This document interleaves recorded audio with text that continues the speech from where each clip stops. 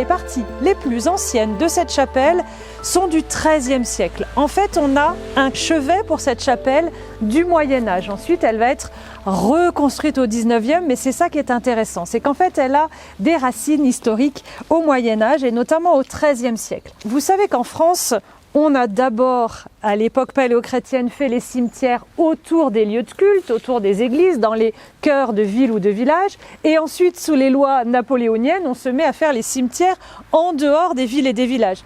Eh bien ici à Chalain, on a fait un peu l'inverse et on va y revenir finalement, simplement dans les années 1880. Et ça coïncide avec la reconstruction de cette église. Elle avait d'abord été malmenée par des incendies, puis après évidemment fin 18e, la Révolution. Alors là évidemment on en fait différentes utilisations, il faut attendre un siècle pour qu'on se dise à nouveau cette chapelle vaut le détour, il faut la restaurer. Donc c'est Eugène Etienne qui va venir faire les plans de rénovation, de reconstruction de cette chapelle dans ces années-là. Finalement on a deux grosses périodes de rénovation, donc cette fin 19e, mais on va aussi parler du début du 21e siècle, puisque cette chapelle, vous le savez certainement, elle vient évidemment d'avoir un beau toilettage, une belle petite rénovation ces dernières années, notamment avec toute une équipe de bénévoles. Et on a fait appel aussi aux Compagnons du Devoir pour la porte en chêne que les Compagnons du Tour de France, puisque c'est comme ça qu'on les appelle, ont réalisé.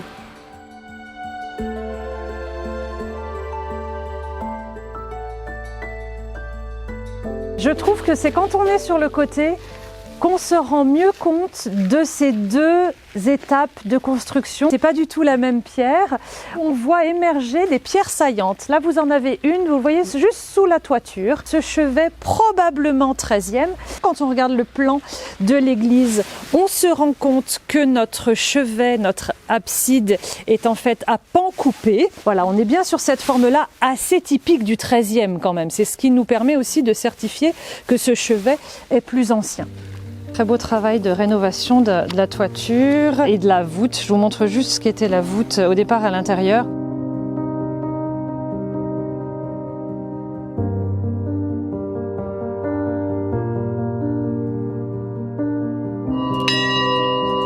Alors à l'intérieur, on va voir les rénovations, puis je vais vous raconter un petit peu l'histoire de Notre-Dame des Anges quand même. Donc voilà ce que c'était avant les rénovations récentes. Regardez bien l'état des murs, l'état des ébrasements des fenêtres. On a donc ce que je vous disais, des pierres saillantes. Vous en avez vu une à l'extérieur, mais on en a une aussi ici. En fait, on devait avoir une limite finalement entre cette partie 13e et puis cet agrandissement qu'on a dû avoir ensuite. Parlons un petit peu de Notre-Dame des Anges. Alors déjà, les anges, peut-être une petite référence à ces enfants. On avait une dévotion à la Vierge aussi pour guérir les enfants. Donc les anges, les petits anges, c'est aussi peut-être ces petits malades.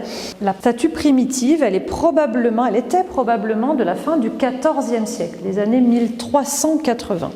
Et donc malheureusement, cette Vierge a été volée en novembre 1999, puisque ce que vous voyez là est en fait une copie.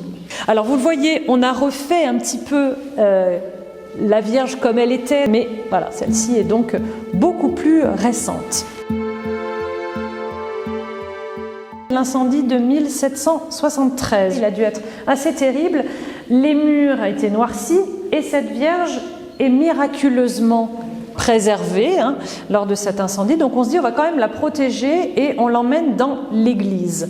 Alors il y a quand même deux versions qui s'affrontent, puisqu'il y a aussi la version qui dit que c'est un certain monsieur Perron qui l'aurait cachée chez lui, cachée dans la cave pour la protéger. On ne sait pas trop, en tous les cas elle a été protégée pendant la Révolution française. Elle a dû rester à peu près un petit siècle dans l'église du village. Et quand on décidera de la ramener ici, on va mettre à la place celle-ci, donc qui est dans la chapelle de la Vierge de l'église du bourg. Donc on met une autre Vierge à l'enfant. Alors évidemment, au 19e, quand quand on la rebâtit, cette chapelle, dans les années 1880, on va forcément faire ce qui est à la mode à l'époque, c'est-à-dire le ciel étoilé.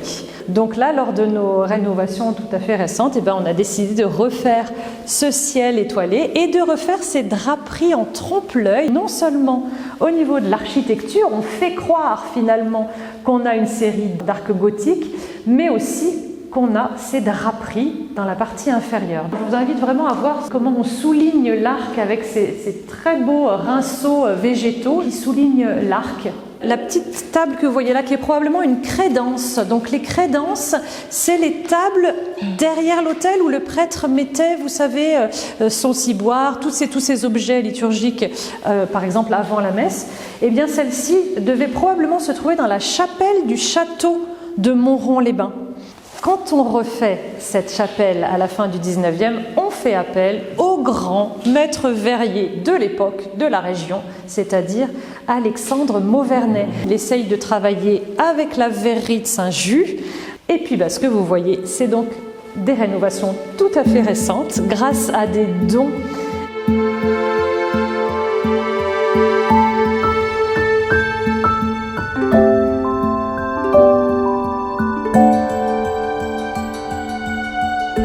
Voilà pour cette découverte ou redécouverte de cette chapelle.